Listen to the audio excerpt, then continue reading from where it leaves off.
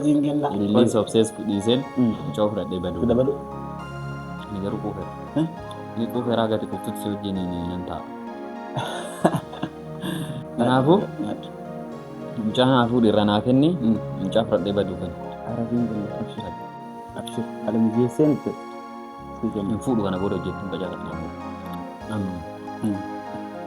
Bakka akkuma jennee obsee diddee mucaa naa kenni kan. Rakkoon itti jabaatan meeqatu jirru kunoo gidiraatti gadi jabaachaa jiru. Gidiraatti gadi jabaachaa irra seeruma. Maal yaadda garuu makoo maal nutti jedhu. Ayi nyaattu nyaattu.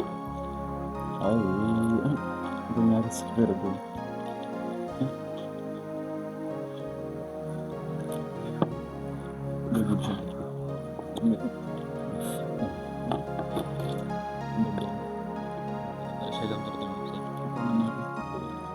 Arfan kamal mati mah mati ke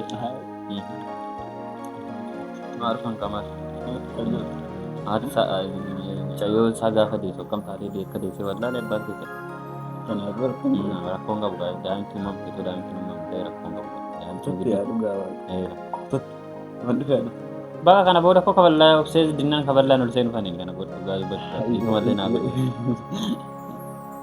baka uma go chundan ne gaafa duraasitti mucaa akka haasofsiisaa ture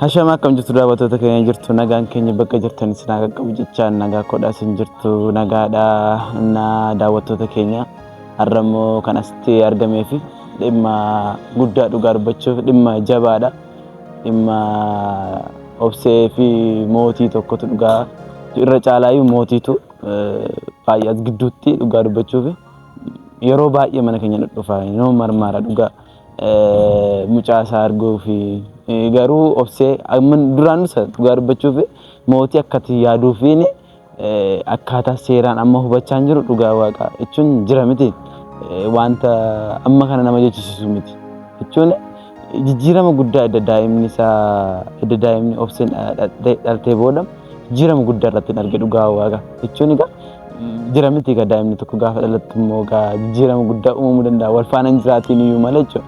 Innaa daawwattoota keenya yeroo baay'ee ani mana hin jiru ta'ee kilaasii ma keessa hin jira ta'ee hin beeku yeroo baay'ee numa dhufa dhugaa viidiyoo isaanii nan argaa garuu obseen sababa adda addaatiin mootii deddeebisaa turte mucaan kun dhugaa dubbachuuf mootiin as kanatti balleessaa tokko hin qabu dhugaa inni daa'ima isaa arguuf dhufa malee eenyuyyuu keerii qabaatee ton ta'in eenyumayyuu mana maatiis daffaree ton ta'in bakka daa'imuma isaa ijumaan argee galuu barbaada garuu jira miti bu'aa ba'ii gidduutti mudataa jiru obseen isasiin ililliin isasiin bu'aa ba'ii isaanitti mudachiisaa jirtu jechuudha garuu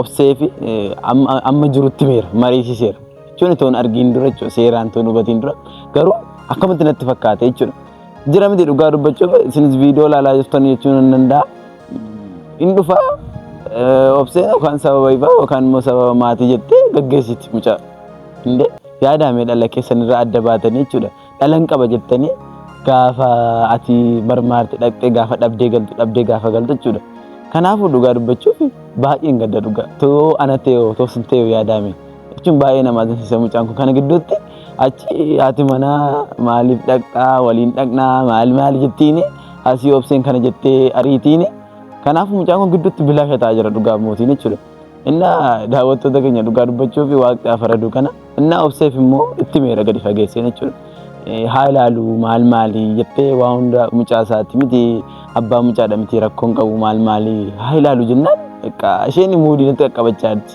gaafa muudii ishee keessatti qaqqabee ilaalu immoo yoone ilillii faana wal morkii qabaa jiru ta'ee ani hin beeku akkan hubaddetti akkan tilmaametti itoo ilillii faana wal morkii qabanii gidduutti miidhaa jiru jechuun malee wantiinis ililliinis xiqqoo of kakaasaa jirti of ol kakaasaa jirti gidduutti jira miti egaa yoone waa tokko balleessaa tokko kaan immoo uraa tokko argatanii hundumtuu harkatti qaqqabu akkasuma isheenis of kakaasaa jirti isheen immoo akkamumatti ililliin akkas gooti jettee kaleessa uftee maal waan jechuu barbaaddedha wal faana kanaan dura kaa mootii faana waan baay'ee dabarsaniiru jedhee yaada daawwattoota keenya nama ajaa'iba dhugaa waaqa. Dhugaa dubbachuuf baay'ee nama ajaa'iba. Kanaafuu mootiin as kanatti yoo fee ilaale rakkoon qabu karaa mataa koo ani eeyyamamaadha. Maaliif eeyyamamaa kan ta'e jira miti garuu too callisee akka barbaade dhufuu ton ta'e karaa seera qabeessaan callisee akka barbaade ton ta'e daa'ima isaati hin hawwaa hin arga yaada waan ta'eef dhufee arge normaal no akka barbaade dhufuu danda'a. Jechuun akka barbaade ton ta'e dhufee daa'ima isaa ilaalee galuu danda'a. Normaalidha. Kanaafuu daawwattoota keenya isa ka mootiin itti yaadu kanaan dura ka walitti bubbuuneerra mootii faana yaadan taane keessa gaggalleerra garuu jira miti gaafa akkas argeen immoo akkas gaafa edda daa'imni alattee booda akkas jijjiiramuu isaa immoo baay'ee nama raree dhugaa waaqa jechuun amma kanaaf egaa gadi ba'een viidiyoo isin hojjechuu yaale kanaaf baay'ee nama gaddisiisa. Kanaaf daawwattoota keenya mootii yoo dhufee mucaa isaa daa'ima isaa akka barbaadetti yoo ilaale yookaan immoo yoo maatiin mana jiraatu ta'e immoo anaaf obsee walii galee haala mijeessineef yoo ilaale rakkoon qabu garuu kan rakkoo qabu ammatti maal jedheen ilillitti dubbadhu qatilaas nangashu waan ta'eef jechuudha waa'ee dhimmi ililli nangashu dhimmi obsee yookaan nangashu waan obboleettii koo ta'eef malee homa tokko nangashu waan barbaaddee yoo raawwatte waan barbaaddee yoo ariitti manuu nangashu garuu jira miti namummaa fi abbaa daa'imummaa wati ta'eef nagashaa isheenis obboleettii godha. Kanaaf daawwattoota keenya kan seeraan jechuudha jaalala akkamitti jaallata akkamitti bartee yoo jechuu barbaadan immoo engadda kana mana keenya dhufee ture mootiin akkasuma mucaa isaa ilaaluu dhufe inni akka carraa ta'e immoo obseen immoo mana hin jirtu turte anatu mana ture innaa mana dhufee waa tokko faana haasofnee turre. Waa tokko gaafa sun dhugaa dubbachuuf bakka jala mureen isa amanee akka mucaa isaaf jedhee waa hunda dhiisee waa hunda jechuun jira miti waa hunda akka sirrate jechuudha. Eenyuun akka hin dhageenye seeraan gadi fageesseen hubadhe jechuudha. Kanaaf daawwattoota keenya viidiyochi akka amma jechuun daawwattoota keenya maalumaaf jechuudha.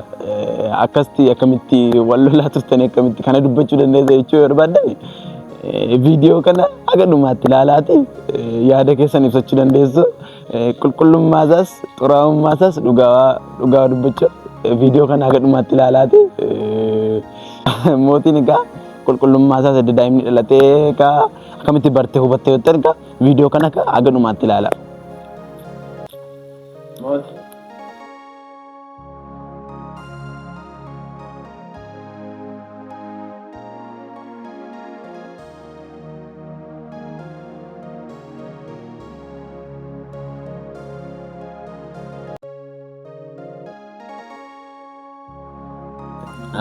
Bila zim bila. Enggak mootii. Obsee sadeen. Obseen abbee gadi bobba'uu guddaatu. Maaroo beeyolee mana ishee dubbisuu dhufee kan nyaata nyaadhee gala. Garuu waan qanaanitti. Waan ulfaataan barbaadu dhufumayyuu. Waan ulfaataan barbaadu. Jireenyi natti ulfaatee hanganaan nyaata natti ulfaatu nyaadhee rakkadha. Rakkatee dhugaatu. Danda'ii mata arti gidduu. Danda'ii mata arti. Nu nyaata na dhoowwaara nyaata. Nyaata gammaadha. Ada balam. Akkami garuu wal faana nyaattu qofa nyaattu. Mata daa'imaa immoo iddoo margite keessi obsee. Ara obseen dhugaa baqa. Maanni garuu maaltu mamaara. Isaatu kan mootiidhaan mana dhufanii maatiin lola jedheedhan. Naan beekaree kanumaan dhaga'anii kanumaan. Ililliin maal taatee jiru? Maal mashee? Maal taatee diddiin? Addaan ililliin ammaa gidduutti rakkisan. Ana maal fakkaata? Mucaa koo gidduutti rakkisan. Bu'aan immoo mucaan gidduu rakkisan. Eega. Bu'aan isaa garuu dhugaa waaqa. Eessa deemtaa? Maatiin eessa jiru? Maatiin abbee boo'icha wayii deemantu.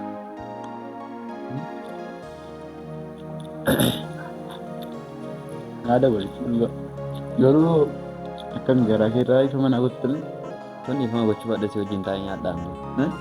Tonni ifama si gochuu baadhe taa'ee si wajjin nyaadha. Garuma keerra? Eessa? Rabbi. Inni si wajjin nyaachaa jiru kun garaa seenaara.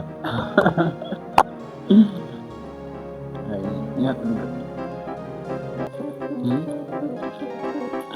Akka tokko si godhanii dhugaa jechuudha.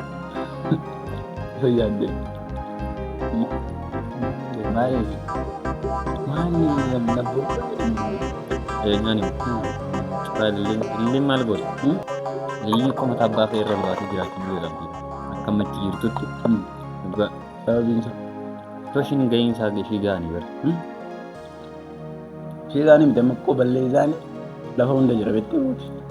Lafa hunda jira. maal goote illee namaan godhu Yoo maangoon ta'eyyoof wanti mooti. asitti fidee dhufnaa miti obboleettiin kee maal gocha dhufti mana koo maalitti naamni kun gaala Mana algaatti bakka xarbanitti lafa. eenyu wajjin Ibsee kana. Atuma jennuun isa dhiisi rakkoon qabu akkami jee qashtiin kee akkami Qalbiin kan birrii barbaadan. Birrii bitan. Ana yoo liqii gaafachuu danda'e dawwala. Maaliif ati qabeenya qaba dawwala? maali? Qabeenya qabda waan ta'eef gaafachuu danda'e. Kan maali? Kan dida isheetti kabaju. Dida isheetti kabajuuf jecha qarshii 10,000 jettee jedhan. Birriin kenninuu akkanumatti hin qopheessinaaf. Birrii maatti gootu. Hin qopheessinaaf guyyaa Birrii maatti godhu. Haa lidatti ma qopheessinaaf? Guyyuma dhaloota qopheessinaaf. Eeji qopheess. Keekii tokko 1000 keekidha. Waayidha wanti biraa. Maali? Waan baay'ee jira. Lakkoofsa meeqa? Umurii meeqa? 25? Wantaa beeku. Isa achirratti barreessinee keessa keenyaa fi Keessa qaba gadhiisatte inni suura gaalanii deema. ilillee bingoon uumama ilillee mataarraa caffirti. Ilillii dhiisa muraa isin deema. Rakkatee abbee dubartoota gidduutti. Ililliidhaaf ilillii uteelittan dhaqee kabajaa guyyaa dhaloota ishee. Ilillii uteelii beektati? Ajjittiin Amma kana yeroo amma kanatti kabajjishee si kabajjii hin jiru. ililliin. Si kabajji garuu dhugaa dubbatu si jaallattis nama gaarii turte. Ifa amma guyyaa tokko haa ta'u watiitti dabbaatu. Watiin dhume. Haa.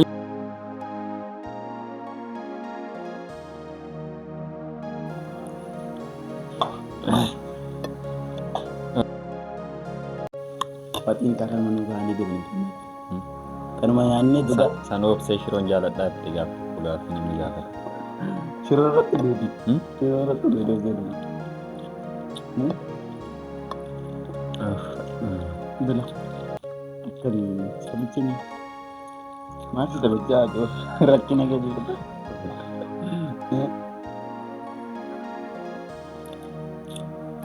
Hundumaafuu jabaadhu dhugaa dubbachuuf furmaata tokko godha waan jiru achis nu rakkisaa jiru yeroo sana. Rakkoon itti jabaatan meeqatu jiruuf noo gidiraatti gadi jabaachaa jira. Gidiraatti gadi jabaachaa irra fayyadama. Maal yaadda yeroo maal murtee jedhu. Bakka akkuma jennee obsee diddee mucaanaa kennita. Akkuma jette obsee diddee mucaanaa kennita. Haara siin kenna. Ililliin obsees dhiiseen mucaa fudhadhee baduu. Dabalu. Ni garuu quufe. Ni quufe raaga xiqqootutti si wajjin nan ta'a. Kanaafuu mucaan haafuu irra naa kenni mucaa fudhadhee baduu kan. Haara siin kenna. Abshir. Haala mijeesseen itti. Hin fuudhu kana booda hojjettu hin qajaaladha. Dhugaadha. Inni akka dhugaa waaqa. Akka jaaladheetanii. Akkoo kee moo maatii biratti gidduutti.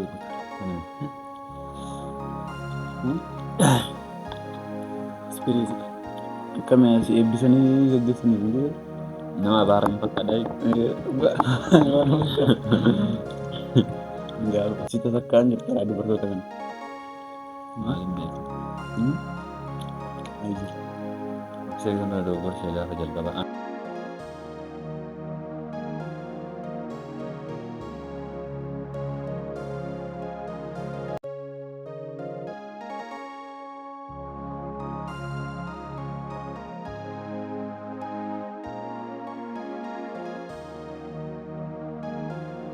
እንዴ ካሜራ ወራወርታ ምንድን ነው?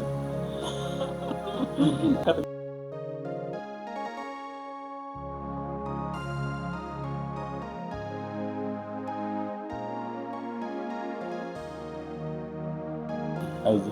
Nyatu. Nyatu. Nyatu seger gue.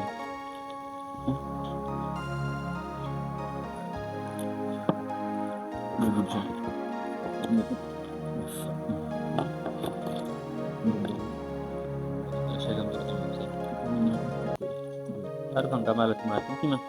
Mati dikit. Arfan kamal. Mati saat cayo saga kadi so kam tadi di kadi sewala le bas itu. Kenapa? Nah, rakon nggak buka dan cuma itu dan cuma dari rakon nggak buka. Dan cuma Ya juga. Ayo. Waduh kan. Baka kana boda ko kaballa upstairs dinnan kaballa nol sen fanin kana boda gal bak di kaballa na go. Baka ma go tundan ne. Gaafa duraas itti mucaa akka isaa asoosisaa ture.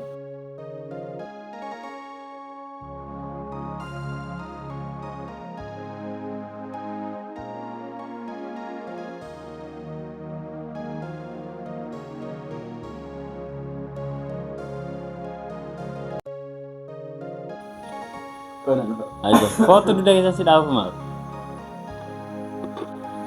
Kunoo ka daawwattoota keenya yeroo mootii faana dabarsine kana fakkaata. Na jechuun gadi fageessitanii jechuun bartaniitu natti fakkaata. Dhugaa dubbachuuf ilaalaa egaa mootiin daa'ima isaa arguuf firas, diinas, qorees, tabbas, gaaras daa'ima isaa arguuf daa'ima isaa faana ta'uuf waan inni faana waliin galle hin jiru jechuudha. Kanaaf daawwattoota keenya daawwattoonni mootis hordoftoonni koos jechuudha hundumti keessanuu qaba. Anaaf mootii kan yaada biraa keessa ture waan adda addaa keessa ture dhugaa dubbachuuf yeroo simboo keessa jechuudha.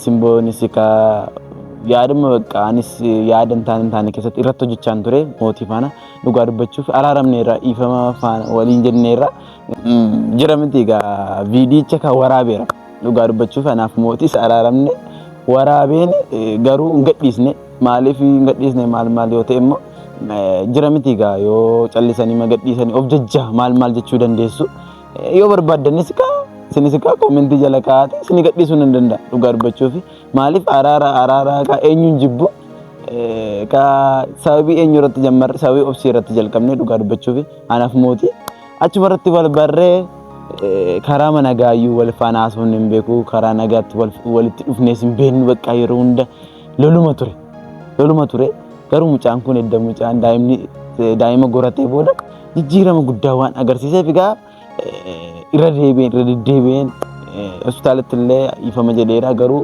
mataa isaa kan danda'e akka anaa fi mootii araaramne gadi fageessine waraabneerra garuu gadhiisnee dhugaa dubbachuuf kanaaf daawwattoota keenya ilaalaam yaadame nam tokkochu imaaj godhame gaafa inni gaa'ilatti deemuuf ka'e illee jechuudha gaa'ila simboo faana gaafa raawwachuuf gorachuuf ka'e anatu bakka jala deemeen simboo jala deemeen sababii obseet jechuudha simboo jala deemeen bakka waan hin taane irratti rarraabachaa ture garuu inni noormaalima jedhee dhiisaa ture. Ilaalame kana hubadhaame dhugaa dubbachuuf jechuudha bakka noormaalidha jedhee dhiisaa ture. Ammas gaafa ilillii faana gaa'ila hundeeffatee booda waan ani jechaa ture dhugaa dubbachuuf jechuudha. Ofitti qaanaa dhugaa jechuun kan jira miti. Waan waliin fuunee samaana waliin gorannee maal jechuudha akkanatti fayyadamaan ture. Kanaaf hordoftoonni mootis hordoftoonni kos hundumti keessanuu jechuudha. Akkuma mootii faman gaafadhe dhiifama naa godhaa jechuun beekestoon ta'een yaaduma haaluma tokkotu na mudateema naga gaffa'eema wanta kana raawwachuu danda'e. Kanaaf daawwattoota keenya mootiin kanadha waan ta'eef daawwattoota keenya jechuun jira miti jaalalli obboleettii akkuma jiru jechuudha. Anis gatiima obsee faana obboleettii gatii ta'eef waanuma obboleettii kun jaaladhuuf mootii faana walitti buune malee mootiin karaa daangaa kamiinuu natti darbee miti jechuun natti darbee waan tokko bakka hamaa anis hamaa akka raawwadhu mootiin dhugaa dubbachuuf amma ani hamaa irratti raawwadhe itoo narratti raawwate irratti silaa wanta baay'een wal faana ta'a ture wanta baay'eetu bakka hin taanetti qoodame lola baay'eetu uumama ture garuu innis mucaanis danda'ee obsee jechuudha. Kana hunda raawwachuu isaatti karaa carraa kana dhugaa galatoomuu barbaada mootiitiin jira miti. Kanaaf ilillii faanas simboo faanas inni darbeera ilillii faanas waaqayyoo walitti isaan jaallachiisuu jedha.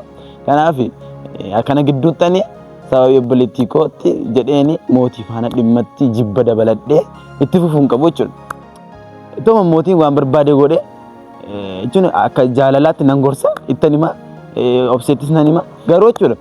Dhimma haqeeni waan gatii mootii kana gooteef jedheen dhaqeen himmatti loluun qabu. Maaliif egaa kanaan dura sababii mootiitti manaa baate obseeni sababii mootiitti manaa baate qofaa ishee kilaasii takka kireeffattee achitti gidiraa waan argaa turte sisatu natti dhaga'ama. Bakka beekama mootii irratti gidiraa yaadaan ture jechuudha. Kanaaf daawwattoota keenya kana booda himmatti jibba dabaladheen deemuun qabu jechuudha mootii faana. Kanaafuu daawwattoota mootiis hordoftoonni hundumti keessanuu mootii faana kanatti karaarres bu'eera. Wanti innis mootiinis jaalala mucaasaaf qulqullummaa inni qabu ifa ba'eefira jechuudha. Akka amma danda'utti ifa baaseefira. Kanaaf daawwattoota keenya waan nu faana turtaniif galatooma.